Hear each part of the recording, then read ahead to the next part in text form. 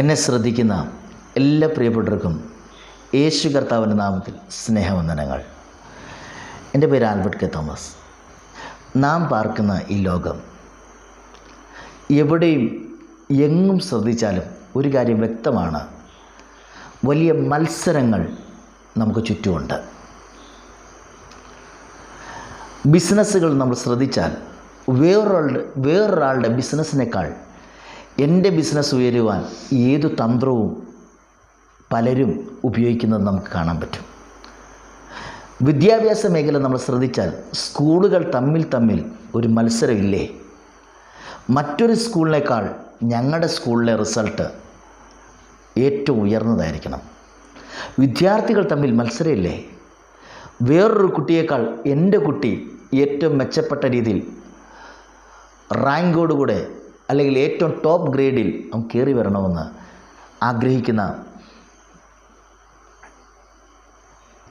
ആഗ്രഹിക്കുന്ന പേരൻസിന് വ്യക്തമല്ലേ?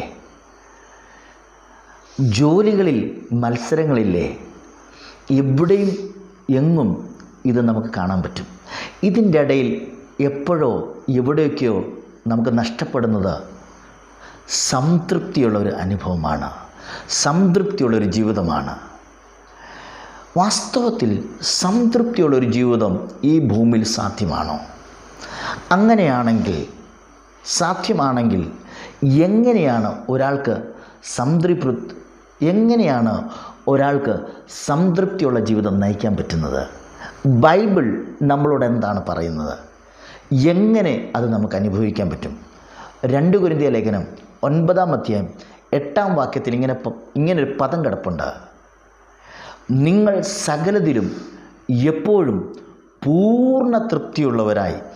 അപ്പോസ്തലനായ പൗലോസ് കൊരിന്തിലെ സഭയ്ക്ക് താൻ എഴുതുമ്പോൾ പറയുന്നു, നിങ്ങൾ സകലതിലും എപ്പോഴും എങ്ങനെയായിരിക്കണം? പൂർണ്ണ തൃപ്തിയുള്ളവരാകണം. അങ്ങനെയാണെങ്കിൽ ബൈബിൾ ഇത് നമ്മളോട് പറയുന്നെങ്കിൽ എങ്ങനെയാണ് ഒരാൾക്ക് ഇത് അനുഭവിക്കാൻ പറ്റുന്നത്? നാം തിരിച്ചറിയാം, ഈ ഭൂമിയിലെ നമ്മുടെ വാസം, നമ്മുടെ ജനനം, നമ്മുടെ ജീവിതം ദൈവത്തിൻ്റെ പ്ലാനാണ് അതിൻ്റെ പിൻപിലുള്ളത്. അങ്ങനെയാണെങ്കിൽ ആദ്യമായിട്ട് നമുക്ക് അറിയേണ്ടത്, സംതൃപ്തിയിലേക്ക് നമ്മൾക്ക് കയറണമെങ്കിൽ നാം എന്തിന് ഈ ഭൂമിയിൽ സൃഷ്ടിക്കപ്പെട്ടു? നമ്മെ സൃഷ്ടിച്ചതിന് പിമ്പിലെ ദൈവിക ഉദ്ദേശം എന്താ? ദൈവം എന്നെക്കുറിച്ച് എന്താ ആഗ്രഹിക്കുന്നത്? ഇത് ഓരോ വ്യക്തിയും വ്യക്തിപരമായിട്ട് ദൈവവുമായിട്ടുള്ള ബന്ധത്തിനകത്ത് മനസ്സിലായാൽ മത്സരങ്ങൾ നമ്മുടെ സമൂഹത്തിൽ കുറയും. ആ വ്യക്തി ആ കോഴ്സ് എടുത്തതുകൊണ്ട് എന്തുകൊണ്ട് ഞാനും അത് എടുക്കണം? നാം തിരിച്ചറിയേണ്ടത്, ഒരുപക്ഷെ അദ്ദേഹത്തെക്കുറിച്ച് ദൈവത്തിന് ആ പ്ലാൻ ഉണ്ടായിരിക്കും, പക്ഷേ എന്നെക്കുറിച്ച് മറ്റൊരു പ്ലാനാണെങ്കിലോ? നമ്മുടെ ഉള്ളിൽ മത്സരങ്ങൾ മാറും. ഒന്ന് അറിയേണ്ടത്, പ്ലാൻ ഓഫ് ഗോഡ്, ദൈവത്തിൻ്റെ പ്ലാനിനെ നാം മനസ്സിലാക്കുക. എന്നെക്കുറിച്ച് ആഗ്രഹിക്കുന്നത്, എന്നെക്കുറിച്ച് അവൻ ഉദ്ദേശിക്കുന്നത്, ഇത് മനസ്സിലായി വരുമ്പോൾ നമ്മുടെ ഹൃദയത്തിൽ സ്വസ്ഥതയുണ്ടാകും. 2, ദൈവത്തിൻ്റെ പദ്ധതി നമുക്ക് മനസ്സിലായെങ്കിൽ ആ പദ്ധതിക്കനുസരിച്ച് നമ്മൾ ചുവടുകൾ വെക്കുമ്പോൾ ഏത് രീതിയിലും നമ്മൾ മുന്നോട്ട് പോകത്തില്ല. ദൈവം ആഗ്രഹിക്കുന്നത് നമ്മുടെ ജീവിതത്തിൽ ചെയ്യാൻ നമ്മൾ ആഗ്രഹിക്കും. ദൈവം ഇച്ഛിക്കുന്ന വഴിയിലൂടെ നമ്മൾ സഞ്ചരിക്കാൻ ആഗ്രഹിക്കും. അവിടെ നമ്മുടെ മനസ്സാക്ഷി കറയില്ലാതെ സൂക്ഷിക്കും. അപ്പോൾ രണ്ടാമതായിട്ട്